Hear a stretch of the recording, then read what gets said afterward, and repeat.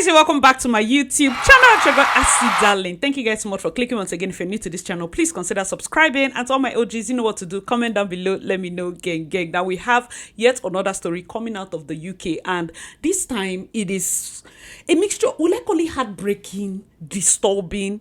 In fact, let's just get right into the story. Instablog, I got it from Instablog, and the title reads, "How a Pregnant Nigerian Woman's Husband impregnated her flatmate while she was working to make money for his tuition fees and take care of bills in the UK." This was given by UK business. That whole thing, that whole statement, it's a lot to unpack. First of all, the story goes from Aluka Ibokoye on Twitter. It says, or X, whatever this new app is called. Says, a lady who I am close to moved to the UK sometime last year to join her husband who has been studying. So the husband was here already. She came with her daughter. She was lucky enough to get a job almost immediately and has been supporting her husband in tuition fees, paying of bills. One of their major challenges have been childcare for their daughter after school hours during holidays. Something cheap and within their budget. Most times it works out well for them when the husband isn't at university or at work. Other times they have to plan and replan to reach out to families, to reach out to friends for childcare. This lady has fallen sick a lot of times as she's always on the move. I always praise her because of her quick acclimatization and her strength. My brother, wetin man go do now my family are they do am for. That's like what she says. Her husband has been very helpful as well, taking the child to school and making meals to support. However, recently she fell pregnant and there was a need to move to a bigger apartment. To support with the bills, they decided to lease out a room to a female. The first time she told me this, I asked why she was insisting on a female flatmate, and she responded, "Now make I see person wey go help me take care of my daughter now. Even if I dey find am small something, I no mind. You know say I no fit trust any man wey no be family around my pikin now. The world no good, so it made sense killing a bird with two stones." I be killing two birds with one stone. Okay, just recently her call woke me up, and you cannot believe that her flatmate has fallen pregnant. I will leave the guess to you to find out who the pregnancy belongs to. But know that while this pregnant woman worked nights to make ends meet, the man she calls husband was working hard as well at night to make ends not to meet. Men on a sabi stain person white sky. Guys, let me know your thoughts in the comment section. Wow, this story, the first time I read it, it was just so stressful and painful. Guys, remember recently a particular nurse or a care worker lost her life. Exhaustion when it comes to this JAPA is something that a lot of people don't talk about as much. I get that you feel, oh, we make money. After all, they're making money, they're working. Some of them get like 20 pounds per hour, this pounds per hour. If it's me, if I get to UK, I will never sleep. I will be packing shifts. My dear, there's a lot that has to go down.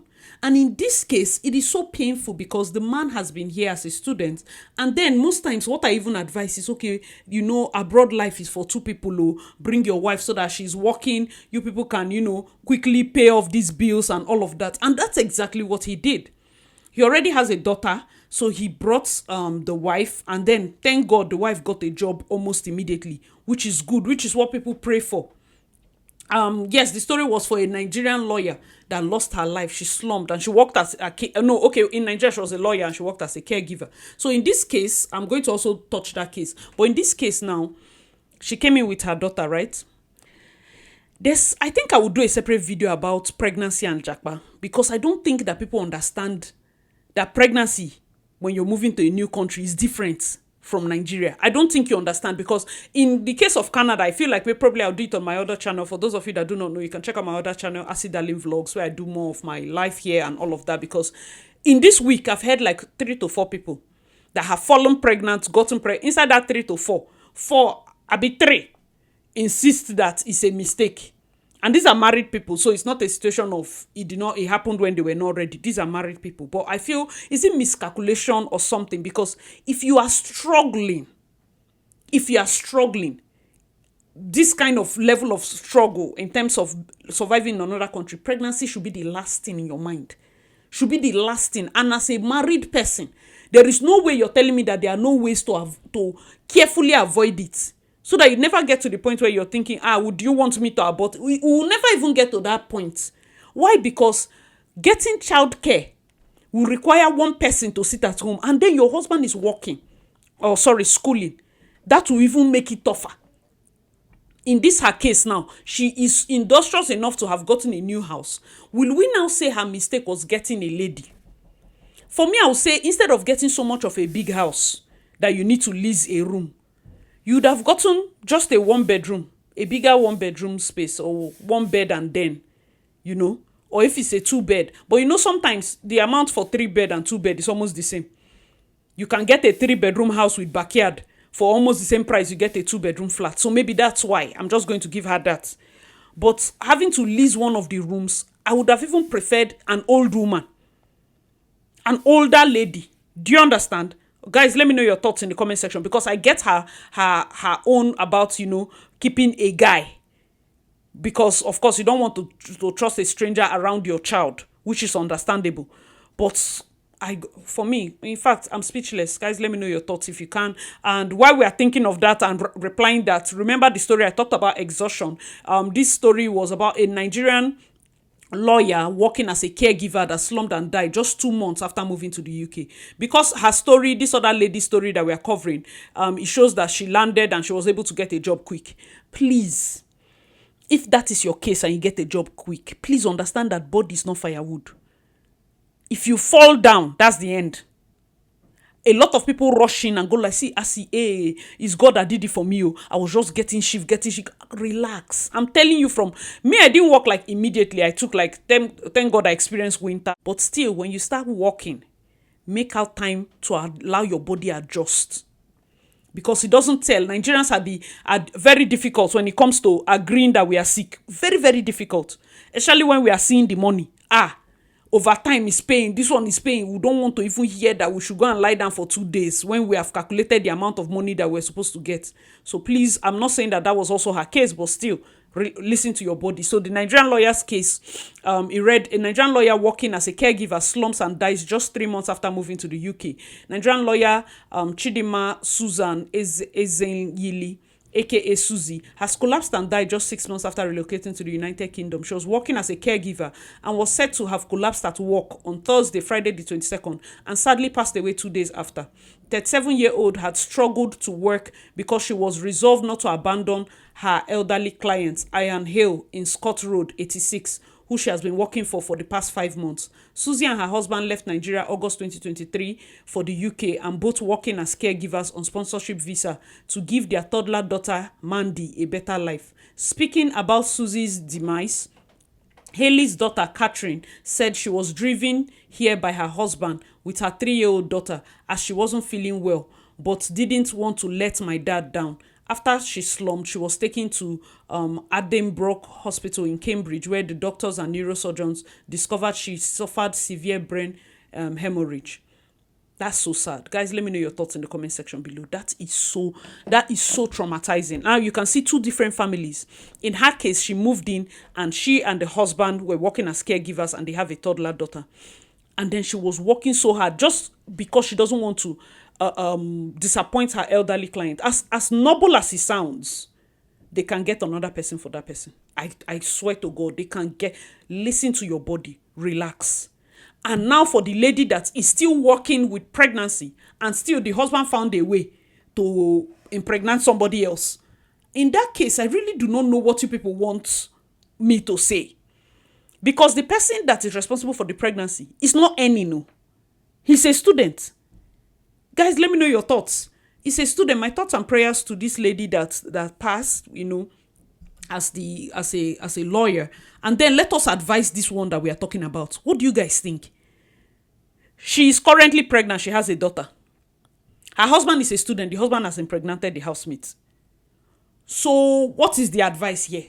Because me, I'm speechless. What, like, if you say she should divorce him, which is like the next possible thing, she's still pregnant and she'll still give birth and she'll have 2 children and only her. So unless she has a way of looking for somebody or flying her mother in to take care of her 2 children, she's not going to survive UK with 2 children and she's not working. Who will pay the bills? And then the husband, on the other hand, if he's divorced and now you want him to take care of his housemate, UK laws now, I don't know if he's now in love with the housemate, but it's just pregnancy they reported. So if that is the case, probably he might need to now finish his school on time, get a job, or if the pregnant woman, I mean, the living tenant lady, if she has a job, she can say no, she will take care of him from henceforth.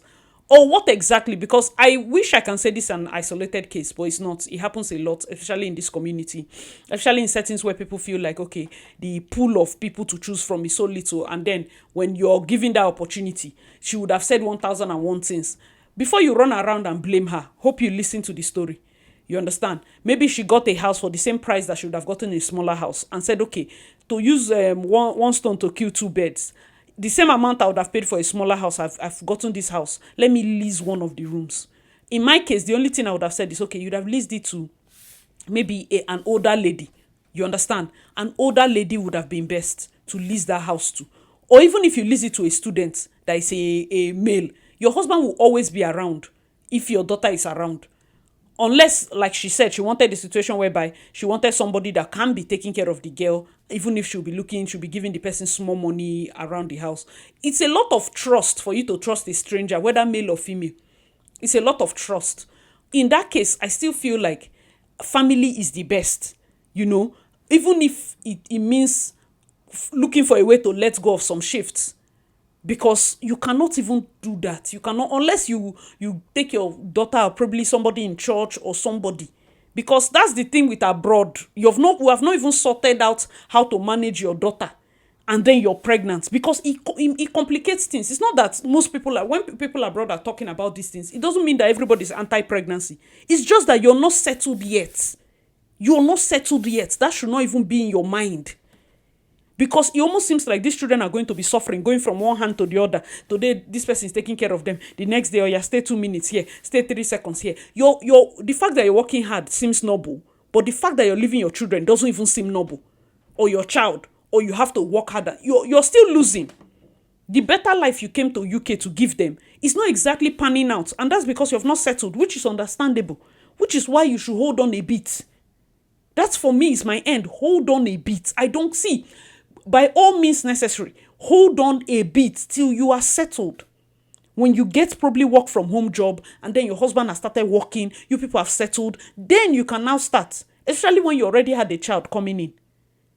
This place is different. I wish I can tell you that it's easy for you to just get pregnant and everything will be okay. When one source of income is held back, the kind of change, especially now that the husband was not working, in fact, you that you're not working, you now have so much time and energy. Uncle husband, I don't even have what to tell you. Because for me, it's just looking like, how would you be so wicked? Somebody that came in and she's working for your salary. For your tuition. Tuition is very high. She's working to pay your tuition. And you had enough time. Say, why would she take ninth shift to go and work? She is going for 9 shifts, not to go and dance. To work, even with her pregnancy, she's going for 9 shifts. And then you're at home saying, body is not firewood now. She has a female this thing. You cannot enter your room with your daughter and lock your door. May God help us. Guys, let me know your thoughts in the comment section.